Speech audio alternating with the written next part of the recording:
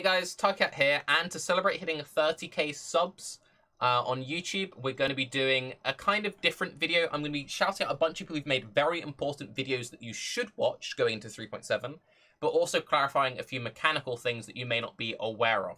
So first off, I am doing a private league again. It is softcore, trade, 20% haste. Those are the mods. Link will be in the description. You can just sign up for it.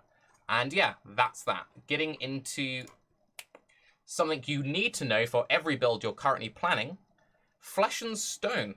So, Flesh and Stone is part of the new Blood and Sand mechanic, and I wasn't sure if you need to use both Flesh and Stone and Blood and Sand. Flesh and Stone, 25% mana reservation, gives you Blood and Sand stance. This is very powerful because nearby enemies are blinded. You take 11% less damage from enemies that aren't nearby while in Sand stance.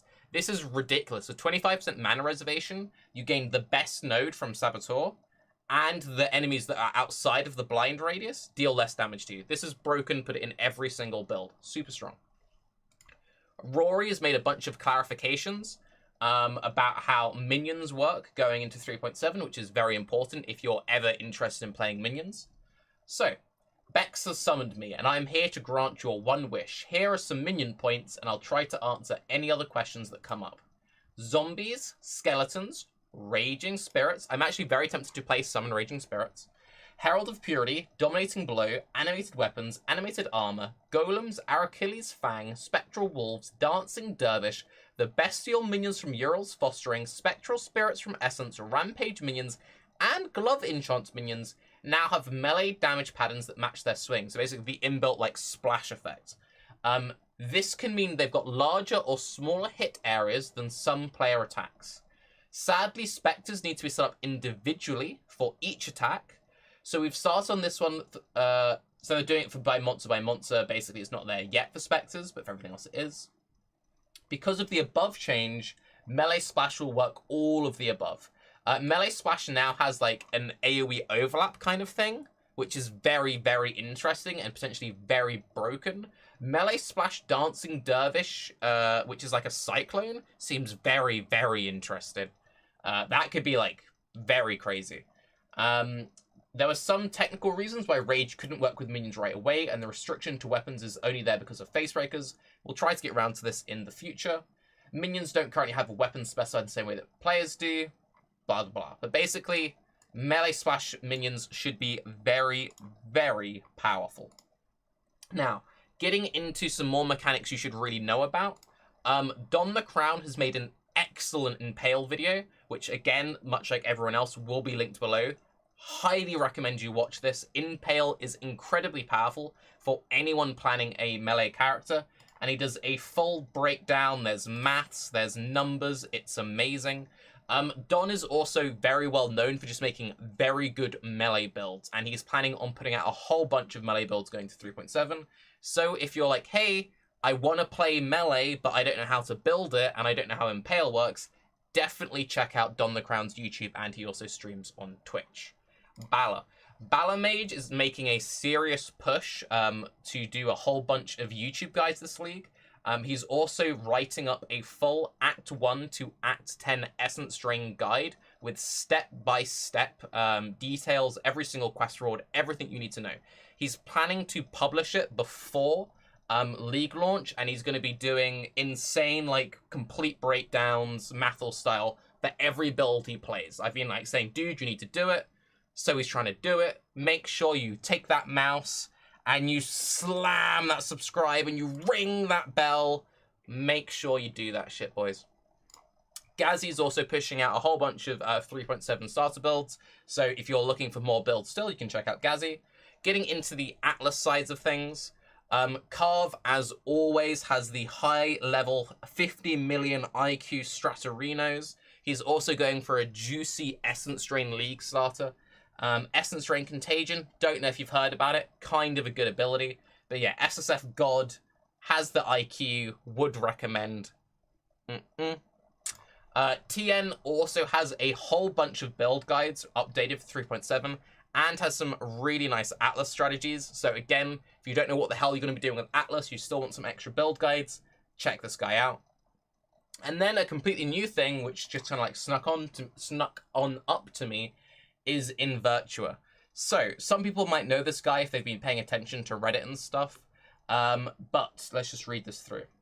During the success I had on Delve and Betrayal, I got a few inquiries about streams and videos. If you don't know, he had a massive write-up for these two leads.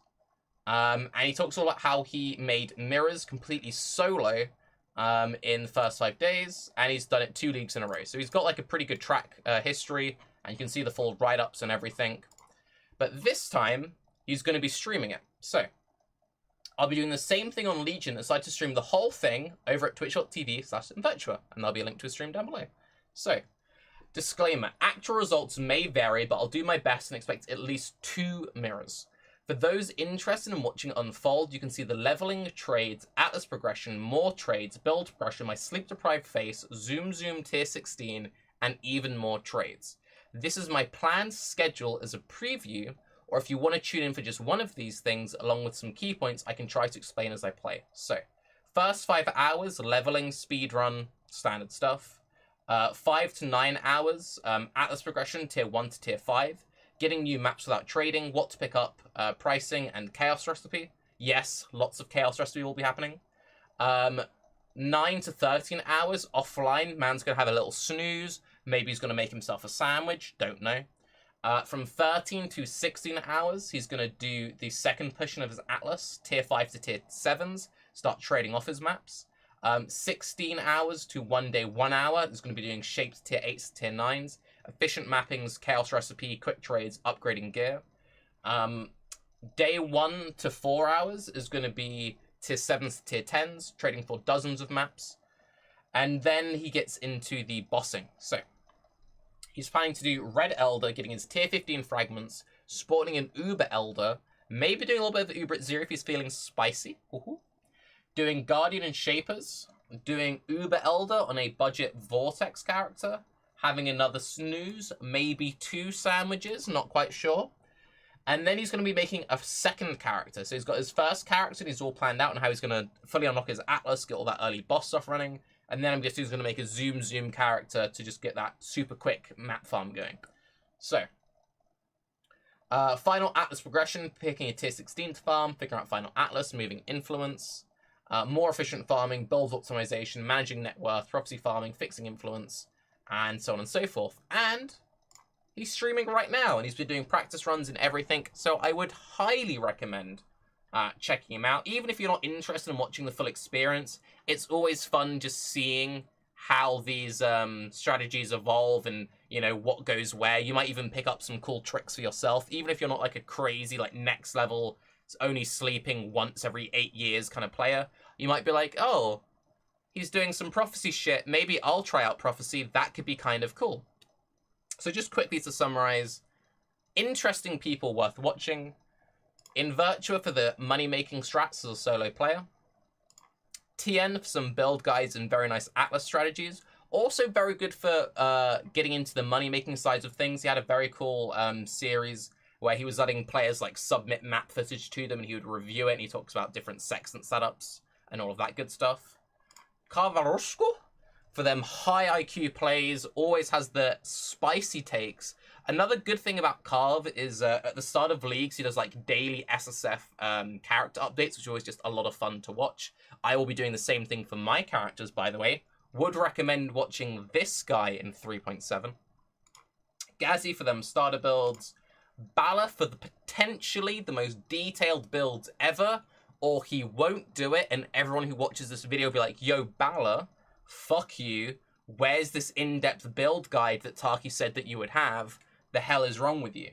Don the Crown for that next level melee plays and understanding how Impale works. But yes, I'm Taki. Private League sign up is active. Links to everything will be down below.